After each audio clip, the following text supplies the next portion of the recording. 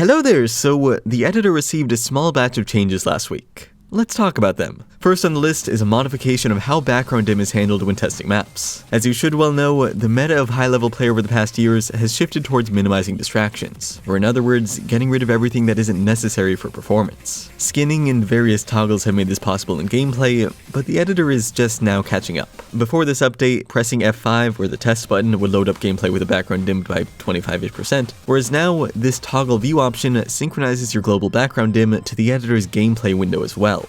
And same goes for this new toggle.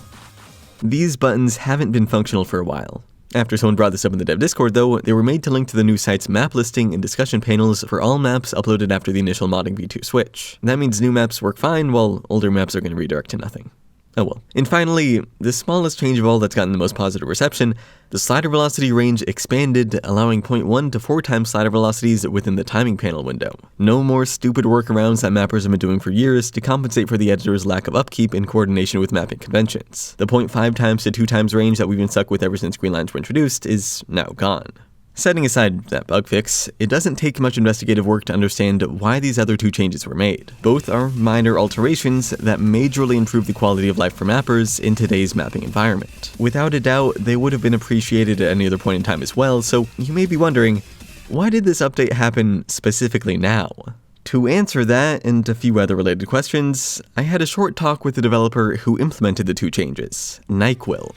I decided to implement updates to the stable editor because we really haven't seen any changes in quite a long time, somewhere between 3 to 4 years. It is a pretty sad state of affairs for mappers, and I personally am also a mapper. And as any mapper could tell you, the editor hasn't aged perfectly. Tools break and become outdated without maintenance, and mapping advances in spite of the editor's stagnation. After 4 years without major updates, there's bound to be some problems that have been frustrating mappers for years. Being a mapper himself, NyQuil is aware of these issues, and thanks to some extra time availability, he was able to cater to some basic mapper needs. Everybody has been spending their time trying to perfect laser, or not perfect laser, just trying to move it along. What's happening now is that because we are so stretched thin for resources, the desire to update stable is still there, but it's just that we don't really have the people to do it. So I just happen to have some extra time because I'm just finishing up my time in school, so I decided to spend it somewhere that I care about. Laser is the open source work in progress rewrite of Osu. You already know about it. The game's main developers put most of their effort towards Laser because once it's ready, it'll be replacing the client we're used to. That means any work put into the current Osu is going to be trashed eventually and would be better spent invested in Laser. Still though, NyQuil thought it would be worth it to make some tiny changes because mapping in Laser is still an undetermined amount of time away, and he's one of the few people around who actually can make changes. Unlike Laser, the stable build of Osu isn't open source, requiring someone in his position to provide updates. Well, OS developers like me, if you can call me that, we are a bit different from the actual people that do the bulk of the work. People like Smoogie Peppy, Nakodex, Nanaya, Bakaneko, and Flight have more defined objectives. But I'm more like a laser contributor in the form of a stable contributor, in the sense that people like me just kind of do whatever even before asking, and we come out with some work that maybe will make it into the game. And the reason for this is, once upon a time, I think Pepe wanted to have a similar contribution model to what we have for Laser now for stable. This was before Laser existed, and I'm just someone from back in that time, and I just happen to keep doing what I'm doing now. As implied by that last sentence, this recent update isn't the end of the editor's upkeep. The reason I wanted to talk about this group of updates was because it set a precedent for what could potentially come for the editor in soon time. NyQuil plans on fixing and adding a few more things that aren't necessarily big changes, though could make mapping more comfortable while we wait for Laser. Something else I want changed about the editor in the near future is probably figuring out some of the slider logic that's a bit iffy with the ends of sliders, because right now if you were to press Ctrl G on a Bezier slider, the end of the slider could potentially not end up where you would think it is. Something that would be probably fixed along with that would be how other sliders can't be stacked on top of sliders, beneath sliders, and how stacks kind of break like that.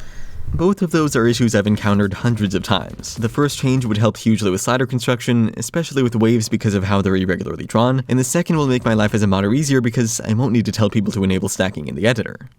as much. I also want to change the timestamp control because that thing hasn't worked in over 3 years. What I mean specifically about timestamp control is you used to be able to paste timestamps into where you have the seek bar at the bottom. It would jump you directly to where the timestamp is pointing to. So what this means is that if you were receiving a message from someone over Discord, there's no way, or there's no convenient way to generate a link out of that. So you can just copy the timestamp and then paste it into your editor, and then you will immediately know what your Discord modder is talking about. I imagine most mappers didn't even know this existed. I remembered using this a lot when I was relatively new, but it sort of disappeared and I couldn't access it without clicking repeatedly. Nyquil knows about this already, and in the meantime, he told me how to get around it. Oh, do you want to see how to get it working 100% of the time?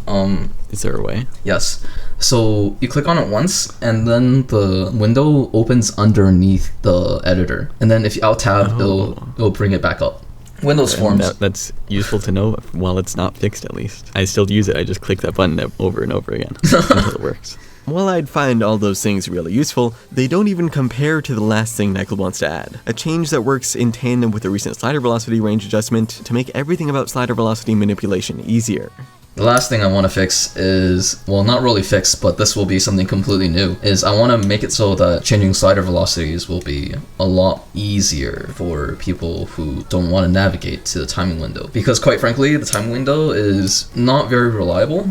For some reason, sometimes if you press OK while you apply a change that you typed into the box, it just doesn't apply at all. That's actually a completely different bug, but by having a slider that's literally right there, you're going to be able to create a lot more inheriting sections and a lot more slider velocity changes a lot faster.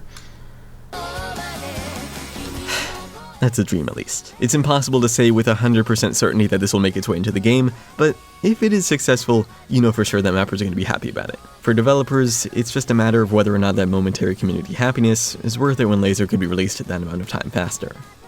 Anyway, that's about it. Thanks for watching, and I'll see you next week.